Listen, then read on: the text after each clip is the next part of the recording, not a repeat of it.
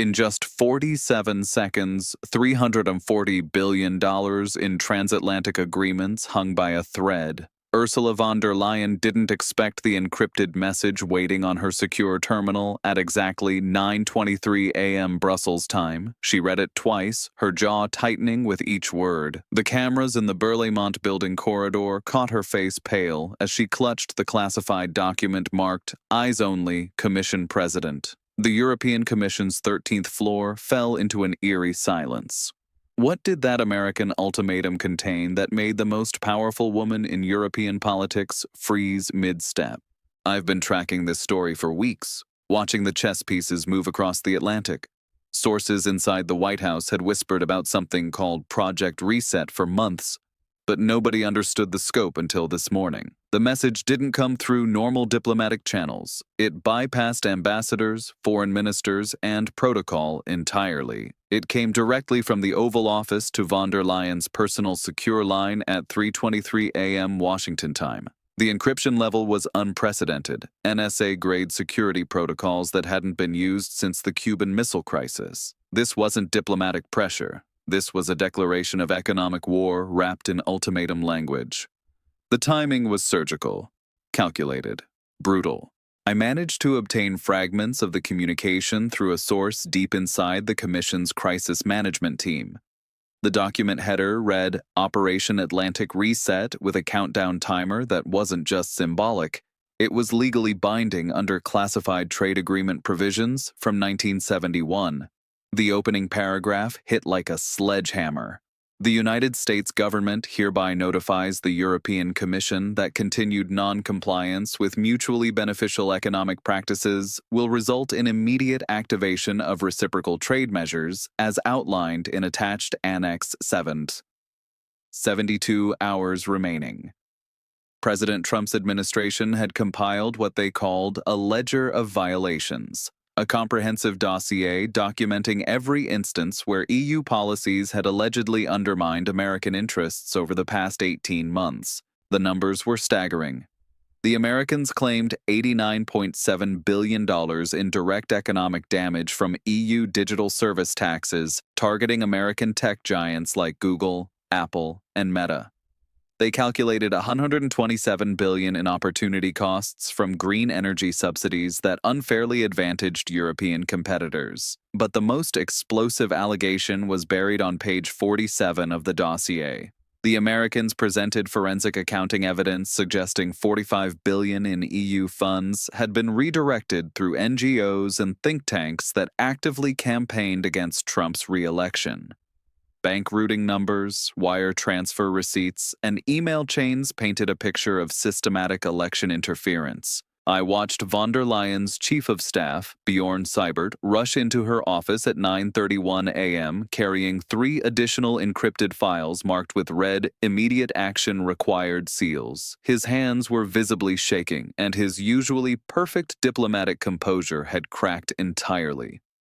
Through the glass partition, I could see him spreading documents across her conference table like a war room briefing, each folder color-coded for different levels of crisis response.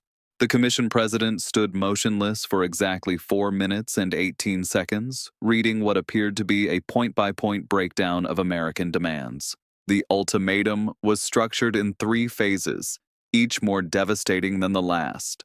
Phase 1 demanded immediate suspension of all digital service taxes on American companies within 48 hours. Phase 2 required complete dismantling of the European Green Deal's protectionist elements within 30 days. Phase 3 was the nuclear option. If compliance wasn't achieved, the United States would invoke Article 21 of the World Trade Organization agreements, effectively cutting the EU out of American markets entirely.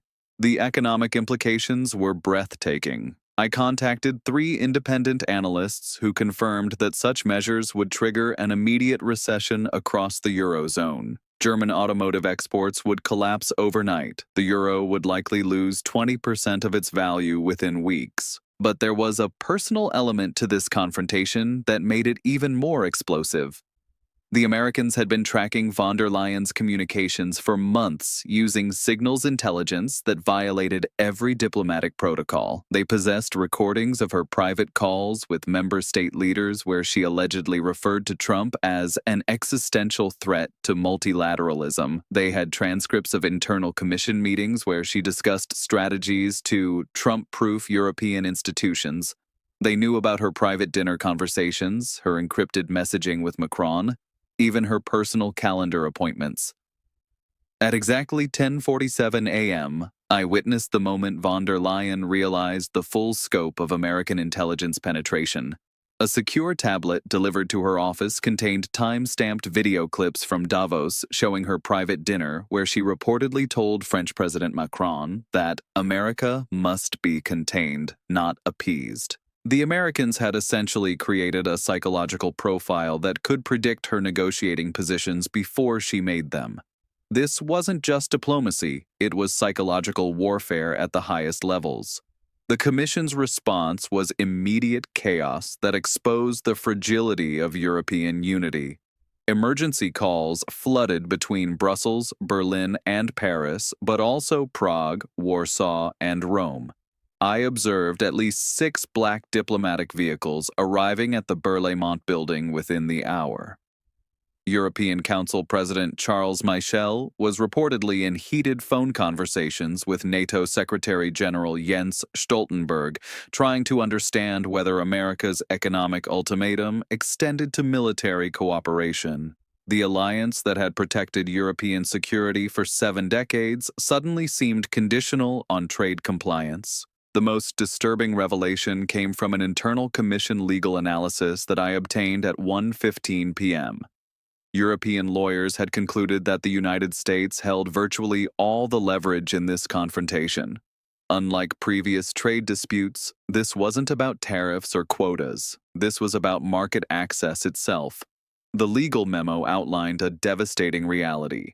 The EU simply couldn't survive economically without American consumers purchasing $420 billion in European exports annually, American technology platforms facilitating $180 billion in digital services, and American financial markets providing $67 billion in annual investment flows.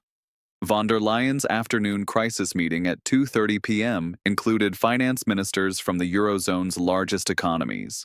I learned from a participant that the discussion was apocalyptic, with multiple ministers questioning whether European integration could survive American economic warfare. German Finance Minister Christian Lindner reportedly stated that compliance with American demands would trigger the collapse of the European Green Deal and everything we've built since 2019.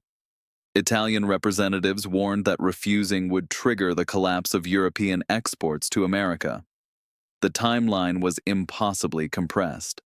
72 hours to restructure decades of European economic policy. The Americans knew exactly what they were doing, creating a crisis too severe to negotiate, too urgent to ignore. At 2:15 p.m. Brussels time, von der Leyen received a second encrypted message containing polling data showing that 67% of European citizens blamed Brussels for the crisis.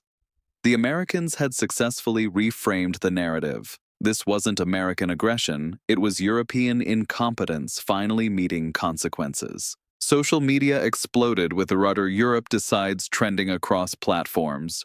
European politicians found themselves defending policies that most voters didn't understand against economic consequences they couldn't ignore. I watched von der Leyen's press secretary cancel 3 scheduled briefings as the Commission struggled to craft any coherent response. How do you explain to European taxpayers that their leaders had been so focused on constraining America that they'd forgotten Europe's fundamental economic dependence on American markets? Pentagon officials had quietly indicated that NATO burden-sharing reviews would accelerate if the EU remained non-compliant. European defense ministers suddenly faced the prospect of replacing American military capabilities with domestic alternatives that simply didn't exist. By evening, the financial markets were pricing in European capitulation. The euro fell 3.2% against the dollar. The economic pressure was becoming a self-fulfilling prophecy. The longer von der Leyen delayed response, the more expensive any eventual compromise would become. I obtained a leaked transcript of von der Leyen's emergency video call with member state leaders at 8:30 p.m. The conversation was brutal. Eastern European nations demanded immediate compliance to avoid economic catastrophe. Nordic countries pushed for negotiated resistance, arguing that capitulation to American threats will end European sovereignty forever. Southern European states warned they couldn't survive a trade war with America. The final twist came at 11:47 p.m. when a third American message arrived. This one contained a detailed economic analysis showing that European compliance would actually strengthen the EU's position against China. The Americans had reframed their ultimatum as an offer of partnership. Submit to our terms now, and we'll help you compete against Beijing tomorrow. But buried in the fine print was a more sinister revelation. The Americans had been coordinating with Chinese trade negotiators, offering Beijing preferential access to European markets if Brussels refused American terms, the economic equivalent of nuclear blackmail. Von der Leyen faced an impossible choice that would define Europe's future: submit to American economic hegemony and maintain access to prosperity, but surrender the dream of European autonomy. Resist and watch European living standards collapse in real time while China filled the vacuum. The clock was ticking with mechanical precision. 72 hours had become 47 hours and counting. Brussels was running out of time, options, and allies. The silence from the Commission that night was deafening. In politics, as in warfare, silence often signals surrender. Press briefings were canceled indefinitely. The era of European autonomy was ending not with speeches or treaties, but with encrypted ultimatums and 72-hour deadlines. What happens when the countdown reaches zero will determine whether Europe remains a global power or becomes an American economic protectorate. With 43 hours remaining, the answer was closer than anyone in Brussels wanted to admit.